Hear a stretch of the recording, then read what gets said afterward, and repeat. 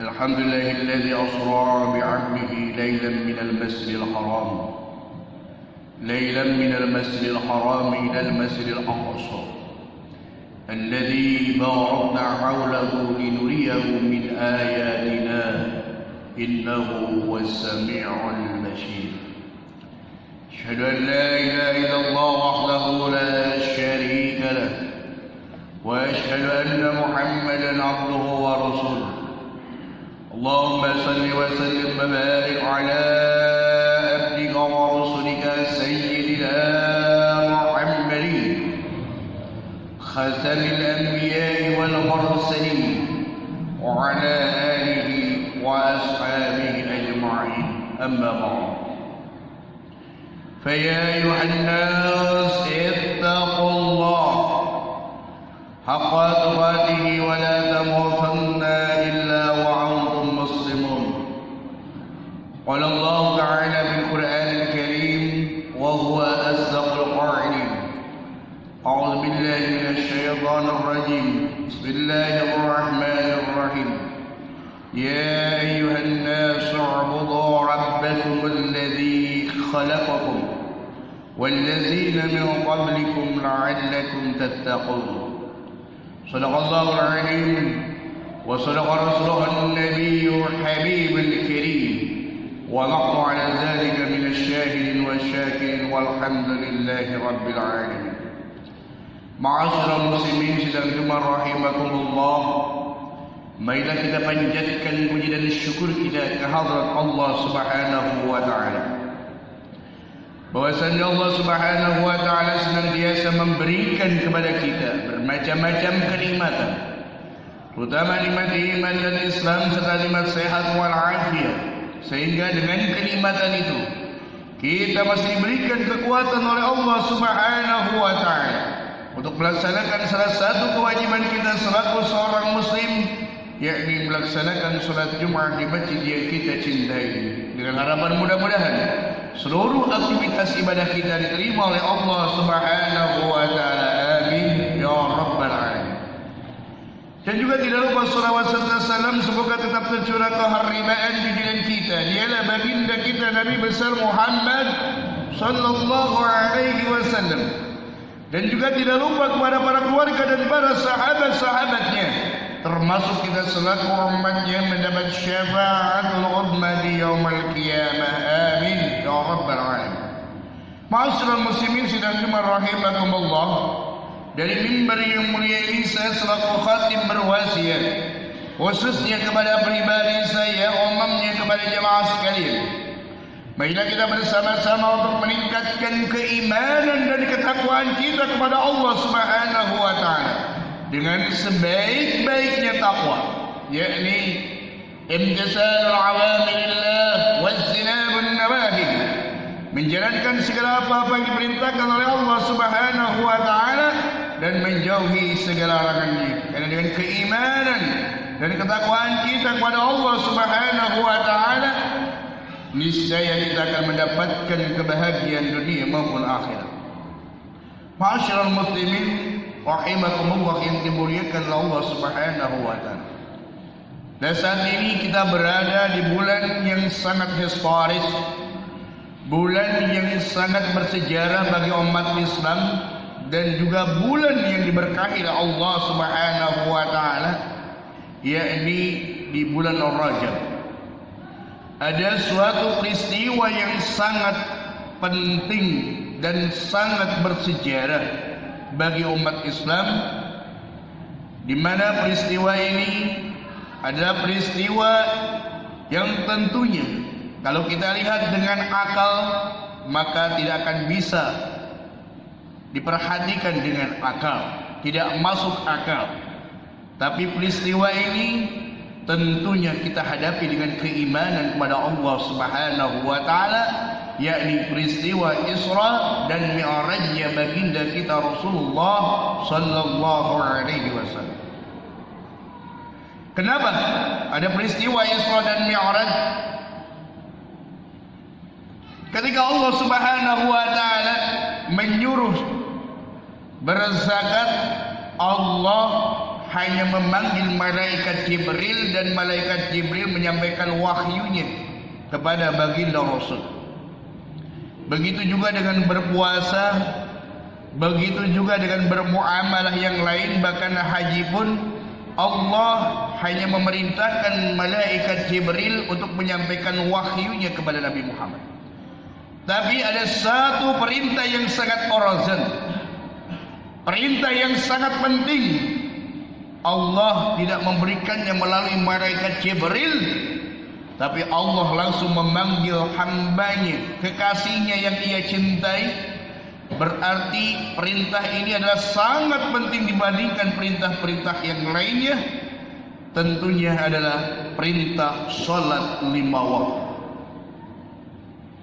Setelah kita yakin kepada Allah, iman kepada Allah, maka aplikasinya adalah melaksanakan salat 5 waktu.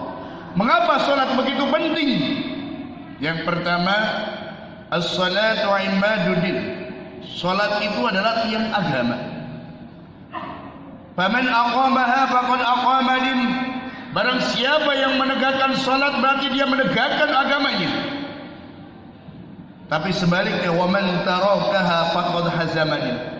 Barang siapa yang meninggalkan salat berarti dia menghancurkan agamanya.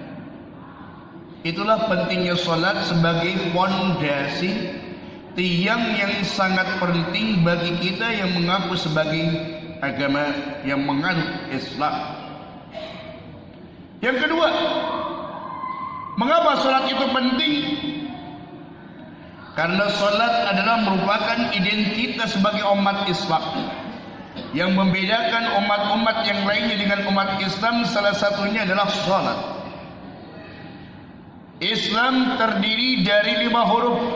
Kalau kita lihat secara bahasa, orang Islam, adanya Islam karena orang Islam satu melaksanakan salat Isya, yang kedua melaksanakan salat subuh, yang ketiga melaksanakan salat lohor atau zuhur, yang keempat melaksanakan salat asar, dan yang kelima melaksanakan salat maghrib. Maka kalau kita melaksanakan salat yang 5 waktu full, barulah kita dikatakan sebagai orang Islam. Dan yang ketiga, betapa pentingnya salat, karena ini hubungannya dengan akidah dan keyakinan kita kepada Allah Subhanahu wa taala. Ketika manusia tidak melaksanakan zakat, dia tidak akan kufur. Begitu juga dengan puasa, apalagi haji. Apalagi sekarang, haji yang sekarang 2 kali lipat naik, harganya 69 juta, menjerit umat Islam. Yang awalnya satu kursi 25 juta, berarti dia mempersiapkan ketika dia akan naik haji puluhan juta. Maka bagi umat Islam memang ini adalah kewajiban, tapi bagi yang mampu. Tapi mereka adalah para petani, mereka yang mengumpulkan uang, banyak yang mundur. Mudah-mudahan Allah memberikan jalan. Tidak haji, tidak akan menjadi kufur. Tapi kalau tidak salat, apa kata Nabi? Man taraka salatal khamsi faqad kafara zihar. Barang siapa yang meninggalkan salat 5 waktu dengan sengaja, muta'ammidan, dengan sengaja, maka dia termasuk orang yang kufur kepada Allah Subhanahu wa taala. Nauzubillah, summa nauzubillah. Ketika di zaman Nabi Sulaiman alaihissalam, Nabi Sulaiman adalah nabi yang dia diberikan wahyu oleh Allah, dan dia pun bisa mendengar, ngerti daripada suara-suara daripada hewan. Di sana ada 3 makhluk yang ditanya oleh Nabi Sulaiman. Yang pertama adalah kucing, yang kedua adalah anjing, dan ketiga siapa setelah anjing? Kata Nabi Sulaiman, wahai kucing, silakan kau bersyukur kepada Allah. Apa kata kucing? Alhamdulillahilladzi ja'alani khairan wa lam yaj'alni, lihat sebelahnya, qalba. Kata kucing, segala puji bagi Allah yang telah menjadikanku kucing, tidaklah aku dijadikan anjing. Mengapa? Karena kucing adalah bukan makhluk yang disayang oleh Nabi. Dia suci, boleh dipelihara.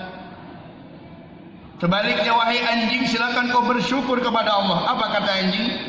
Alhamdulillahilladzi ja'alana al-qalba. Di sebelahnya ada khinzir. Wa lam yaj'alni khinzir. Kata anjing, segala puji bagi Allah yang telah menjadikanku, kata anjing, kalbun, anjing, tidaklah aku dijadikan khinzirun, babi. Kenapa? Anjing boleh memeliharanya walaupun adalah najis mughaladah kalau kita kena. Tapi untuk keamanan masih boleh asal kita mampu untuk menyesuaikannya, mampu menjaga daripada najisnya. Tapi yang ketiga, wahai khinzir, silakan kau bersyukur kepada Allah. Kata Injil, alhamdulillahilladzi ja'alani al-khinzir wa lam yaj'alni tarikus shalah. Segala puji bagi Allah yang telah menjadikan babi, walaupun memang ini pun sama adalah najis mukhalad yang tidak boleh dimakan, bahkan tidak boleh memeliharanya, bahkan tidak boleh najis bulunya semuanya. Tapi babi lebih mulia daripada apa? Tarikus shalah, orang yang meninggalkan sholat. Mengapa?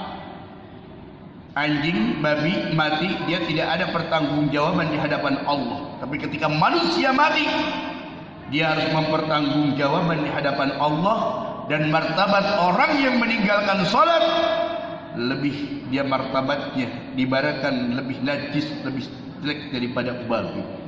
Itulah sangat pentingnya sholat. Oleh karena itu, mari kita jaga sholat. Karena apa? Awwalu ma yuhasabu yaumal qiyamah, karena yang paling pertama dihisab di yaumal qiyamah as-shalah, adalah salat. Kalau salatnya baik, maka amalan yang lainnya pun baik. Kalau salatnya buruk, maka amalan yang lainnya buruk. Yang terpenting bagi kita, satu, laksanakan salat yang 5 waktu, dan yang terpenting mampukah kita? Aqimis shalah, tegakkan salat. Inna sholata tanha 'anil fahsya'i wal munkar. Sesungguhnya sholat itu mampu mencegah dari perbuatan keji dan munkar. Orang yang senantiasa sholat, maka dia akan mencegah dari perbuatan-perbuatan yang dilarang oleh Allah, keji dan munkar.